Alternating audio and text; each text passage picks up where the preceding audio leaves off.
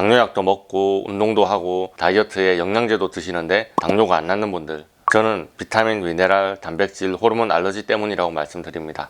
인슐린 리셉터에 딱 들어붙는 것, 세포 마개의 문이 열리고 세포 안으로 포도당이 들어가고 이런 모든 것이 생체 전기 반응으로 일어납니다. 알러지가 있으면 이 전기적인 신호에 이상이 생깁니다.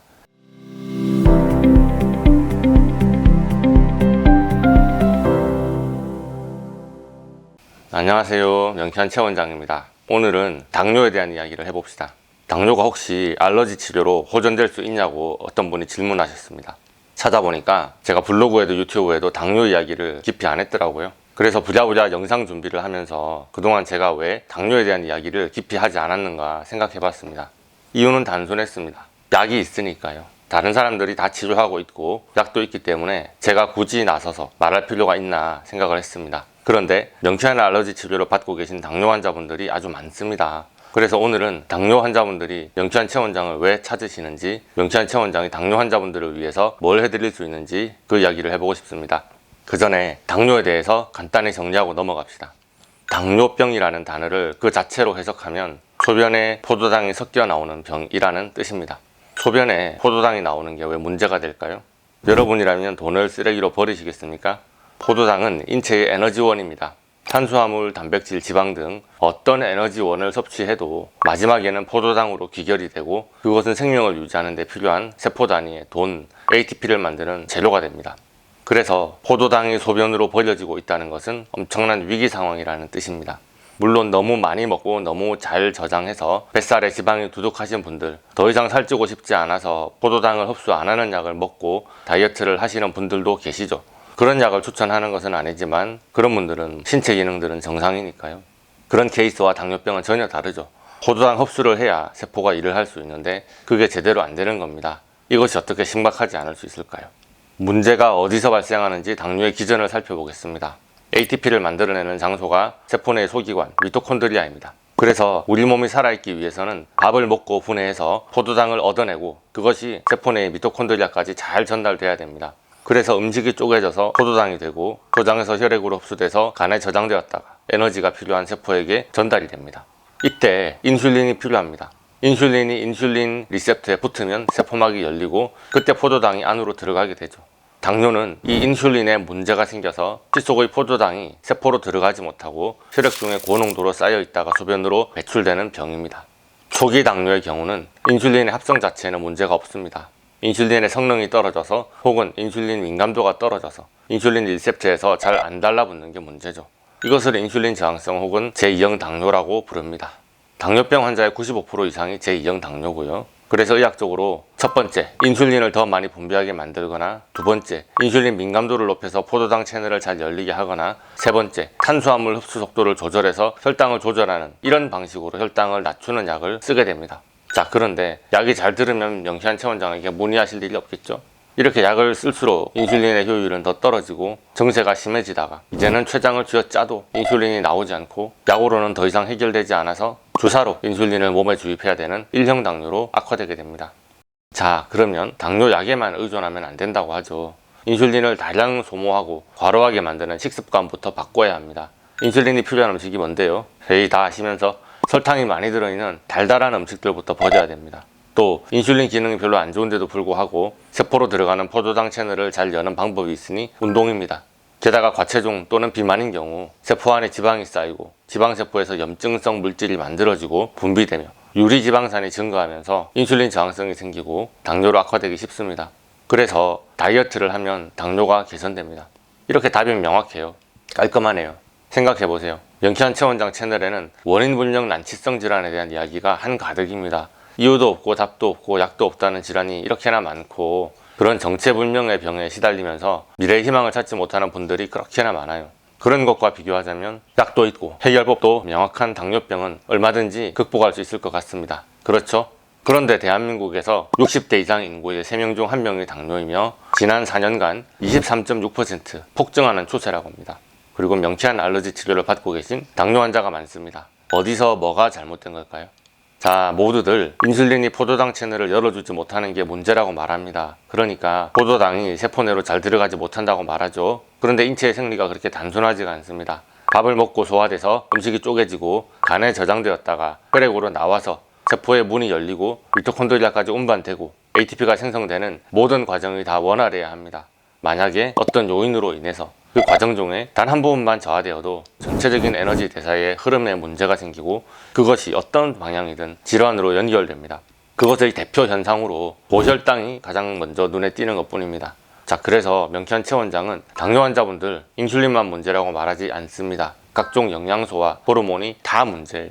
그 영양소와 호르몬이 세포 단계에서 제 역할을 잘 해내지 못하는 것이 깨알같이 다 문제입니다. 제가 그것을 영양소 알러지, 호르몬 알러지라고 부르고 있습니다. 물론 당뇨 진단을 받았다면 당연히 인슐린 알러지가 있습니다. 그래서 인슐린 알러지를 24번 글렌듈라 믹스에서 치료합니다. 그러나 처음부터 인슐린의 기능 저하 문제를 손대지 않습니다. 왜냐하면 인슐린만의 문제가 아니라 인슐린이 제대로 만들어지고 작동할 수 있게 만드는 각종 비타민과 미네랄의 결핍이 당뇨를 악화시키는 중요한 요인이 되기 때문입니다. 영양 불균형이 문제라면 영양제 드시면 되겠네요. 그런데 처음부터 말씀드렸듯이 약이나 영양제 먹고 낫는 수준의 당뇨라면 명쾌한 최 원장을 찾지 않으시더군요. 당뇨약도 먹고 운동도 하고 다이어트에 영양제도 드시는데 당뇨가 안 낫는 분들, 저는 비타민, 미네랄, 단백질, 호르몬 알러지 때문이라고 말씀드립니다. 영양소에 알러지가 있다면 영양제를 먹어도 흡수가 잘 안 됩니다. 영양소가 부족하니 각종 단백질과 호르몬을 합성하기 힘들고 그 결과 세포 대사 과정에 필요한 화학 반응이 잘 일어나지 않겠죠. 그런데 알러지라는 것은 그 영양소 흡수가 잘 안 된다는 것 이상의 엄청난 의미가 있습니다. 생체의 화학 반응은 다 전기 신호로 이루어집니다. 단백질과 호르몬이 생체 활성을 가지려면 그 모양이 정확해야 되는데 단백질 사슬이 서로 잡아당기고 밀어내면서 그 모양을 만든 겁니다. 전기적인 반응의 결과라는 말이죠.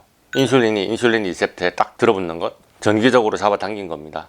세포 마개의 문이 열리고 세포 안으로 포도당이 들어가고 이런 모든 것이 생체 전기 반응으로 일어납니다. 알러지가 있으면 이 전기적인 신호에 이상이 생깁니다. 이온이 붙어야 되는 자리에 잘 붙지 못하고 반발하게 되고 화학 반응이 일어나지 않습니다. 당연히 그 기관의 기능이 저하되죠. 제가 이것을 알러지 레벨 3단계에서 화학적인 알러지라고 부르고 있습니다. 좀 더 자세하게 말해볼게요. 당뇨에 대해서 공부를 하셨다면 혈당을 조절하는데 크롬 영양소가 중요하다는 이야기를 들어보셨을 겁니다. 크롬은 인슐린의 세포신호 전달 경로를 민감하게 만들어서 포도당 흡수를 촉진시키는 역할을 합니다. 그런데 크롬에 알러지가 있다면 크롬이온의 농도가 부족하기도 하겠지만 이런 생화학적인 반응이 잘 일어나지 않게 됩니다. 당연히 포도당 채널이 잘 안 열리고 포도당이 세포 내로 들어가지 못하니 고혈당 상태가 됩니다. 인슐린은 부족하지 않은데 당뇨병이 생기는 거죠. 마그네슘 알러지가 있으면 체내 마그네슘의 수치가 낮고 이것은 인슐린 저항성을 높아지게 만듭니다. 그런데 당뇨 환자의 경우는 소변으로 마그네슘이 배출돼요. 마그네슘이 부족하면 당뇨가 악화되고 당뇨가 악화될수록 마그네슘이 더 모자라는 악순환이 반복됩니다. 마그네슘 알러지가 있다면 영양제를 복용해도 효과가 잘 나지 않고 오히려 불쾌한 과민 반응을 느낄 가능성이 높습니다. 아연이 부족하면 췌장의 베타세포에서 인슐린 과립이 잘 만들어지지 않습니다. 인슐린 과립 형성이 안 되니까 인슐린 분비가 잘 안 되겠죠. 칼슘은 세포막 표면의 신호 전달 과정에 다 관여하는데요. 칼슘의 신호 전달은 췌장의 베타세포의 인슐린 방출 기능에 필수적입니다. 칼슘에 알러지가 있어서 세포막의 신호 전달 과정이 뒤틀린다면 인슐린을 방출하는 기능에 큰 타격을 받는 것은 당연하고 전신에 이상 반응이 많이 나타납니다. 칼륨이나 바나딜에 대한 알러지도 인슐린 저항성을 심하게 만들고요. 이렇게 여러 종류의 미네랄 알러지는 당뇨의 밑바닥에 깔려 있습니다. 그래서 저는 인슐린이 문제라고 말하기 전에 칼슘 알러지, 미네랄 알러지를 먼저 치료합니다. 그런데 미네랄만 문제가 아니겠죠. 카르니틴, 타우린, 아르기닌, 글루타치온 모두 인슐린 민감성을 개선하는 데 중요한 아미노산입니다. 단백질의 문제는 에그믹스 알러지, 아미노산 알러지 치료로 교정하게 됩니다. 달걀은 우리가 가장 많이 자주 먹는 단백질이면서 우리가 먹는 음식 중에 달걀이 우리 몸과 가장 유사한 성분의 아미노산 조성으로 되어 있기 때문에 달걀 알러지를 맨 처음에 치료하고 있습니다.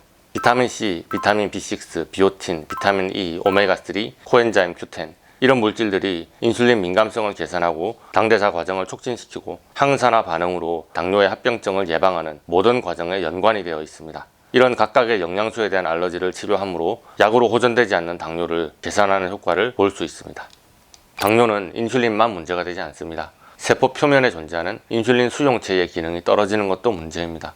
인슐린은 췌장의 베타세포가 만드는데요. 이 세포 역시도 유한합니다. 때가 되면 그 세포의 수명이 다 돼서 인슐린을 생산하지 못해요. 그러면 제2형에서 1형 당뇨가 됩니다. 그 전까지는 췌장에서 인슐린 분비량을 쥐어짜서 늘리고 인슐린 수용체의 기능을 최대한 올리는 것이 당뇨 환자의 컨디션을 유지하는 서양의학적인 표준 치료가 되는 것이죠. 하지만 그것도 한계가 있는 법입니다. 또한 면역 관련 치료나 스테로이드, 그 외에 소염 진통제 등을 지속적으로 사용하는 사람들은 결국은 인슐린 저항성이 빨리 찾아옵니다. 당뇨로 악화되는 고속도로를 타신 겁니다. 약물의 사용이 너무 쉽게 허용되는 요즘 시대에 당뇨 환자가 느는 것은 당연합니다. 잠깐 곁다리로 이야기를 해볼까요? 제가 세포 표면의 수용체 기능이 떨어지는 것이 당뇨가 된다고 얘기했는데요. 그런데 세포 표면의 수용체가 왜 제 기능을 못할까봐 생각해 보셨습니까? 세포 표면의 수용체와 관련된 이야기는 자가 면역 반응, 즉 알러지와 너무 많은 관계가 있습니다. 우리가 먹고 있는 음식과 그 속에 포함된 많은 합성물질, 페놀릭스 등은 우리 몸 안으로 들어오고 흡수되지만 한편으로는 적절히 제거될 수 있어야 됩니다. 하지만 알러지가 있는 물질은 우리 몸 안에서 제대로 흡수되고 처리되고 몸 밖으로 배출되는 과정들이 다 원활하지 못합니다. 우리 몸에서는 외부 이물질로 인식되기 때문에 면역세포들이 출동해서 항원항체 반응을 일으키게 되죠. 그래서 어떤 알러겐에 항체가 달라붙어서 면역복합체가 잘 형성됩니다. 이런 면역복합체는 혈액내를 떠돌아다니면서 여러 조직에 달라붙기도 합니다. 그 중에서 자주 공격받는 수용체가 있으니 바로 인슐린 수용체입니다. 인슐린 수용체에 잘 달라붙기로 유명한 것이 바로 글루텐, 그리고 글루텐 항체 복합체입니다. 수용체 기능이 떨어지는 게 그냥 나이 들어 노화되어 떨어진다는 것이 아닙니다. 사실은 인슐린이 들러붙어야 할 자리에 인슐린과 분자 구조가 비슷한 물질들이 들러붙으면서 끊임없이 경쟁하고 있는 것이죠. 만약 인슐린이 붙어야 할 자리에 이런 물질들이 먼저 들러붙는다면 이 인슐린 수용체는 작동을 못하게 됩니다.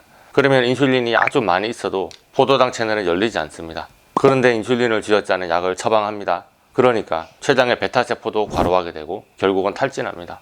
그러면 인슐린을 피하에 주사로 주입해요. 이 방법이 맞다고 생각하십니까? 저는 당뇨도 알러지 질환의 일종이라고 생각합니다. 물론 알러지와 관련 없는 당뇨 환자도 많다고 봅니다. 그러나 원래 알러지 체질이었을수록 이런 성향은 강해집니다. 면역 복합체는 인슐린 수용체만 공격하지 않습니다. 췌장세포에도 달라붙어서 췌장세포를 파괴하기도 합니다. 자가 면역 성향의 당뇨, 제1형 당뇨입니다. 태어났을 때부터 알 수 없는 이유로 인하여 췌장 기능이 다 떨어진 채로 태어나는 소아당뇨병 환자들도 있습니다. 물론 유전적인 이유일 가능성도 높습니다. 그러나 소아 시기에 외부에서 주입되는 알러겐 혹은 먹게 되는 여러 가지 알러겐으로 인해서 발생할 수도 있습니다. 그래서 저는 당뇨에 관련된 모든 인자와 알러겐을 찾아서 치료하고 있습니다. 그러나 췌장은 간과는 달리 한번 망가지면 회복이 어려운 장기로 알려져 있습니다. 제1형 당뇨로 진단받은 경우는 알러지 치료로 손 쓸 수 있는 시간이 아주 짧다고 생각합니다. 자, 오늘은 명쾌한 체원장을 찾는 당뇨 환자들에게 명쾌한 체원장이 무엇을 해드릴 수 있는지에 대해서 한번 알아봤습니다. 오늘 영상이 도움이 되셨다면 좋아요와 구독, 알림 설정 부탁드리겠고요. 질문 있으신 분은 댓글 달아주시고 네이버 톡톡으로 문의 주셔도 됩니다. 감사합니다.